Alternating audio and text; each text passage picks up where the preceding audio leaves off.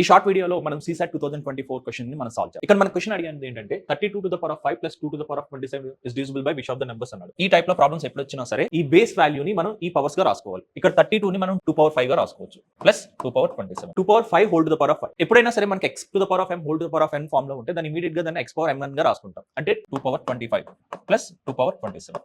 Again మళ్ళీ మనకి ఇక్కడ 2/25 కామన్ వచ్చేటట్లు మనం రాసుకుంటాం. అంటే ఏ విధంగా రాసుకుంటాం 2/25 ఇక్కడ 2/25 ని మనం ఈ విధంగా రాసుకుంటాం 2/25 ఇంటూ 2 స్క్వేర్. ఎందుకు ఇక్కడ ఒక ప్రాపర్టీ ఉంది x power m into x power n అంటే x power m plus n. 2/25 into 2 square అంటే 2/25 ప్లస్ 2 27 అవుతుంది కదా. 2/25 కామన్ ఉంది కాబట్టి దాన్ని ఇమీడియట్ గా మనం 2/25 కామన్ తీసుకుంటే ఇక్కడ మిగిలిపోయింది ఎంత 1, ఇక్కడ మిగిలింది ఎంత 2 స్క్వేర్. 2 స్క్వేర్ అంటే 4 వస్తుంది. అంటే ఫైనల్ గా ఎక్స్ప్రెషన్ ఏమవుతుంది 2/25 ఇంటూ 5 అవుతుంది. ఈ నంబర్ కంప్లీట్ గా 5 తో డివిజిబుల్ అవుతుంది. కానీ 5 అనేది ఆప్షన్ లో లేదు కాబట్టి ఇక్కడ ఈ 2/25 లో నుంచి ఇంకొక 2 అనేది మనం తీసుకుంటే దీన్ని 2/24 ఇంటూ 2 ఇంటూ 5 గా రాసుకోవచ్చు కదా. అంటే ఇప్పుడు కంప్లీట్ గా ఈ నెంబర్ ఏమైంది 2/24 ఇంటూ 10 అయింది. సో ఈ నెంబర్ దేంతో డివిజిబుల్ అవుతుంది 10 తో డివిజిబుల్ అవుతుంది.